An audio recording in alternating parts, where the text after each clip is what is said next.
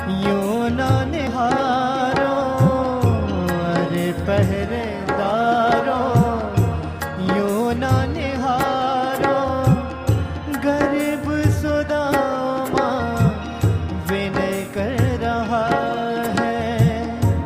मिलने दो मुझको मोहन से अपने, मिलने दो मुझको मोहन से अपने।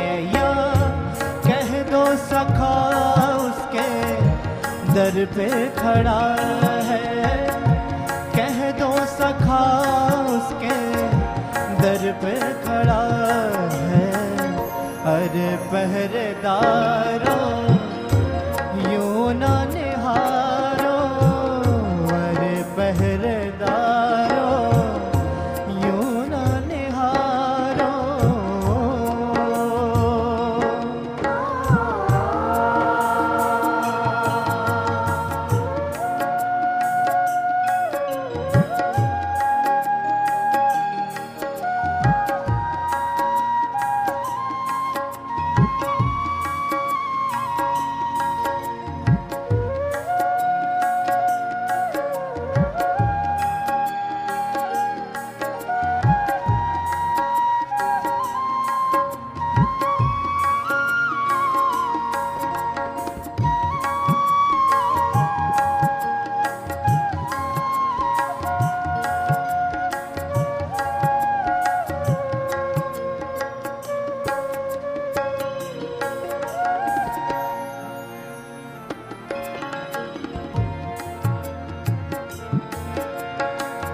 ना पाँव में जूती है 1.5 लंगोटी,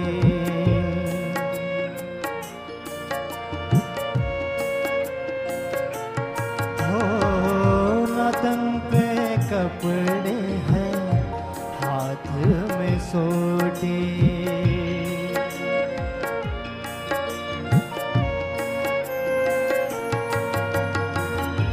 मिलने को व्याकुल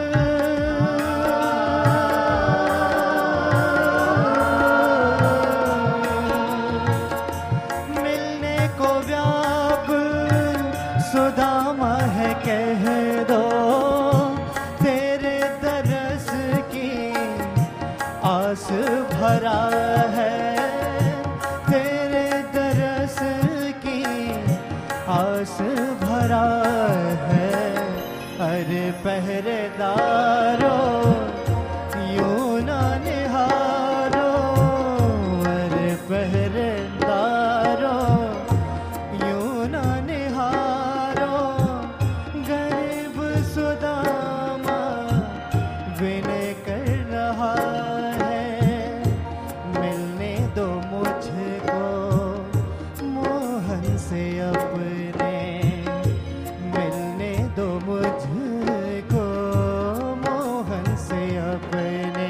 या कह दो सखा उसके दर पे खड़ा है, कह दो सखा उसके दर पे खड़ा है, कह दो सखा उसके दर पे खड़ा है,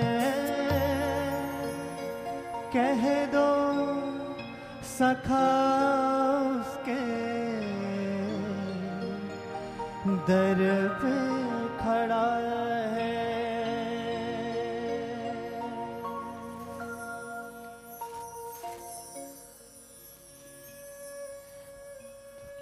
घोड़दारों ने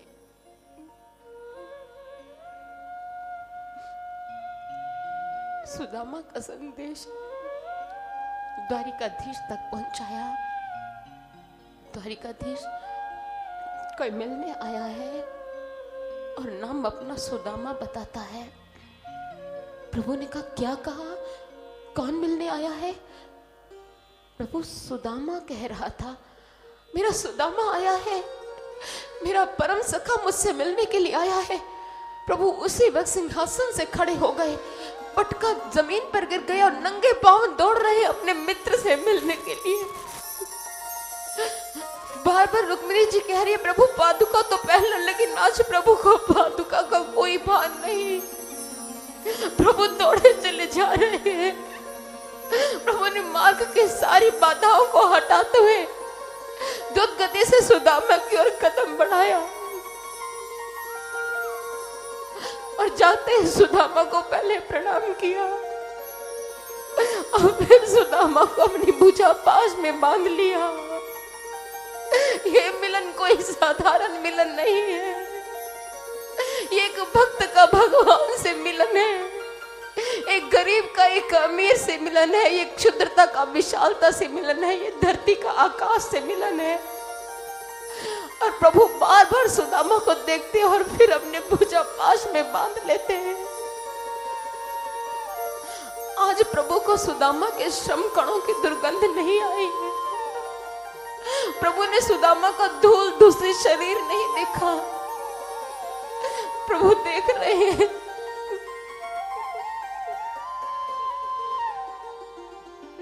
कि किस भाव दशा में मुझसे मिलने के लिए आया है। ना तो इसे भूख सता पाई ना प्यास, बस मुझसे मिलने की तलब ये बढ़ता चला आ रहा था। नहीं जानता था कि मैं इसे मिलूंगा या नहीं, नहीं जानता था कि मैं इसे अपनाऊंगा या नहीं, इसे गले लगाऊंगा या नहीं। यही अपनी श्रद्धा के साथ चल रहा था। इसे ही प्रेम कहते हैं, इसे ही भक्ति कहते हैं। और प्रभु ने सुदामा को भुजा से पकड़कर अपने साथ अपने महल में ले गए। सुदामा को अपने सिंहासन पर बिठाया। सुदामा को ऊपर से नीचे प्रभु निहार रहे हैं। प्रभु ने देखा सुदामा के पग कंटका कीर्ण है, जगह जगह रक्त की धाराएं बह रही हैं। प्रभु ने कहा सुदामा, मेरे लिए इतना कुछ तुमने सहन किया, मुझसे मिलने के लिए। तुम्हारी ये पीड़ा मेरे नाम पर मुझे समर्पित हुई है सुदामा। तुम्हारी ये खून मेरे से मिलने के लिए बढ़ते हुए कदमों में से जो निकला है वो मुझे ही समर्पित हुआ है। प्रभु सुदामा की हालत को देखकर इतना रोए कि अपने नेत्रों के जल से सुदामा के चरण प्रक्षालित कर दिए। आज मित्रता ने अपने मित्र की हालत को देखकर विलाप किया। अपने मित्र की दयनीय स्थिति को देखते हुए प्रभु फूट फूट कर रोए। लेकिन फिर श्री रुक्मणी जी से कहा, आप एक बड़े बर्तन में जल लेकर आइए, हम सुदामा के चरण प्रक्षालित करेंगे। सुदामा ने कहा, नहीं कन्हैया, ऐसा मत कर, मैं इस योग्य नहीं हूं प्रभु, मैं इस योग्य नहीं हूं। मैं तो अश्कों के सिवा कुछ भी नहीं। तुम चाहो तो पलकों पर बिठा लो मुझे, खंडित हुए रेत के कण कण की तरह समाकर मुझे अपने में घरोंदा बना लो। मुझे तन्हा तन्हा रहता हूं और महफिल में बनकर क्षमा परवाना बना लो मुझे। मैं तो अश्कों के सिवा कुछ भी नहीं। तुम चाहो तो पलकों पर सजा लो मुझे। प्रभु ऐसा ना कीजिए। लेकिन प्रभु ने फिर भी सुदामा के चरण प्रक्षालित किए। उस चरणामृत का भगवान ने स्वयं पान किया और रुक्मणी को कहा, इसे सारे महल में छिड़कवा दो। और प्रभु ने तदुपरांत सुदामा को स्नान कार्य करने के लिए कहा। लेकिन सुदामा ने जब द्वारिका नगरी का वैभव देखा तो झीनी पोटली में बंधे हुए चावलों को देने की हिम्मत नहीं हुई। और स्नान कार्य की बात सुनकर पोटली के प्रकटीकरण से भयभीत सुदामा बार बार पोटली छिपाने लगे।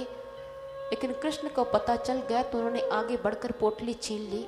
कपड़ा इतना झीना था कि फट गया और चावल के दाने फर्श पर अर्थात जमीन पर बिखर गए।